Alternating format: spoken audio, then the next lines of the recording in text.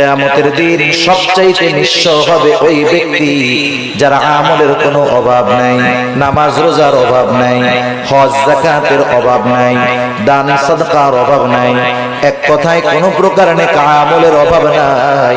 দুনিয়াতে তার একটা সমস্যা ছিল, সে বান্দার হক নষ্ট করত। আল্লাহ তাআলা তাকে জান্নাতে যাওয়ার অনুমতি দেওয়ার পূর্বে তার ব্যাপারে আল্লাহ রাব্বুল আলামিনের দরবারে মানুষেরা অভিযোগ দায়ের করবে। লম্বা হাদিস, আমি শুধু সারমর্ম কথাগুলা বলতেছি। কিছু লোক তার বিরুদ্ধে আল্লাহ রাব্বুল আলামিনের কাছে অভিযোগ দায়ের করবে।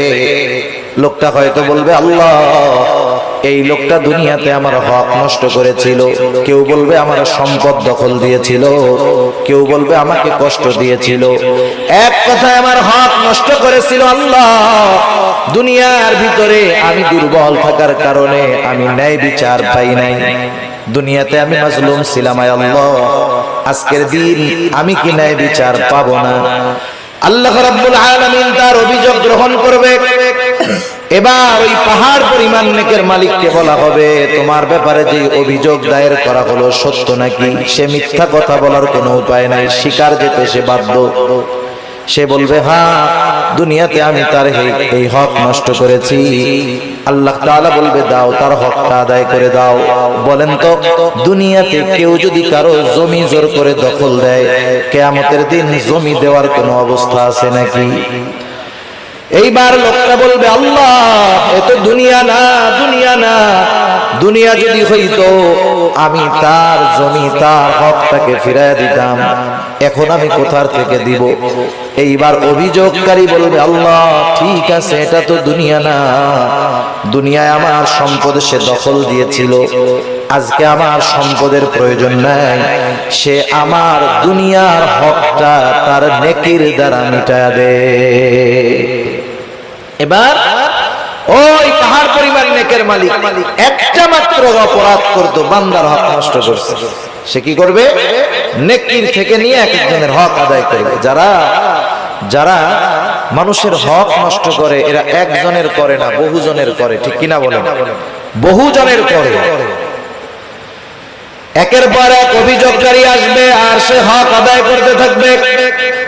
এক সময় পাহাড় পরিমাণ নেক শেষ হয়ে যাবে, কিন্তু অভিযোগকারীর সিরিয়াল এখনো বড় লম্বা। আল্লাহ তাআলা বলবে, তাদের হক আদায় করো।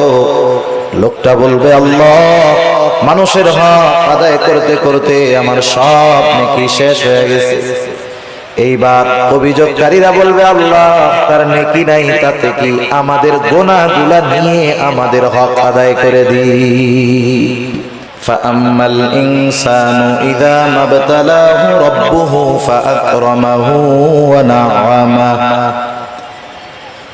আল্লাহ রাব্বুল আলামিন বলেন, فأما الإنسان إذا ما ابتلاه ربه, মানুষকে যখন তার রব পরীক্ষা করার জন্য فأكرمه ونعمه, তাকে সম্মান দেয় আর সম্মান দেয়, সম্পদের মালিক বানায় দেয়। একটু খেয়াল করেন, আল্লাহ তাআলা বলতেছেন মানুষকে পরীক্ষা করার জন্য যখন তার রব তাকে সম্মান দেয়, সম্পদ দেয়, তাকে নেয়ামত প্রদান করে, সে নামাজ না পড়ুক, রোজা না রাখুক, সে মানুষের কাছে বলে বেড়ায়, ফায়াকুলু রব্বি আকরামান, আমার রব আমাকে সম্মানিত করেছে। আল্লাহ তাআলা বললেন, আমি মানুষকে সম্মান, সম্পদ, নেয়ামত পরীক্ষা করার জন্য দেই, আর মানুষ এটাকে পরীক্ষা না মনে করে সে বলে আমার রব আমাকে সম্মানিত করেছেন। প্রথমত একটা জিনিস আমাদের ক্ষেত্রে ক্লিয়ার হওয়ার প্রয়োজন, আল্লাহ তাআলা শুধু অভাব, কষ্ট, দুরবস্থা দিয়ে মানুষের পরীক্ষা নেন বিষয়টা এমন নয়, বরং সম্পদ, সম্মান দিয়েও আল্লাহ তাআলা পরীক্ষা নেয়। যদি এমনটা হতো সম্মান, সম্পদ মানুষের আল্লাহ তাআলার ভালোবাসার মাপকাঠি, যে যাকে আল্লাহ রাব্বুল আলামিন বেশি ভালোবাসেন তাকে মনে হয় আল্লাহ তাআলা বেশি সম্পদ দেন, বিষয়টা যদি এমন হতো বলেন তো দুনিয়ার মধ্যে আল্লাহ তাআলার সর্বাধিক প্রিয় বান্দাদের তালিকায় কারুনের নামটা হয়ে যাইত। কারণ তো পৃথিবীর অন্যতম বড় এক ধনী ছিল। বলেন তো আপনারা সহজেই জবাব দিতে পারবেন কারুনকে আল্লাহ তাআলা ভালোবাসে নাকি? একটু জোরে বলেন না, বাসে? কারুনকে আল্লাহ তাআলা ভালোবাসে না, বরং কারুন নামটা মানুষের কাছে এত ঘৃণিত, এত অপছন্দের। দুনিয়ার কোন মানুষের যদি সন্তান হয়, সে যত গরিব হোক, তাকে যদি বলা হয় তোমাকে মাসে 1000 করে বেতন দেওয়া হবে, টাকা দেওয়া হবে, ছেলের নামটা তুমি কারুন রাখো, আপনারা কেউ রাখবেন? আপনি বলবেন আরে দিন মজুর দিয়া খাইতা ঠিক, কারুন আমার পোলার নাম, মইরা গেলে ওরা রাখবে। এই কারুনকে কত সম্পদ আল্লাহ তাআলা দিয়েছেন, এই সম্পদ ছিল তার জন্য পরীক্ষা। সম্পদের মালিক কারুন যখন হযরত মূসা আলাইহিস সালাম কারুনকে বলল, কারুন তুমি তোমার সম্পদের যাকাত দাও।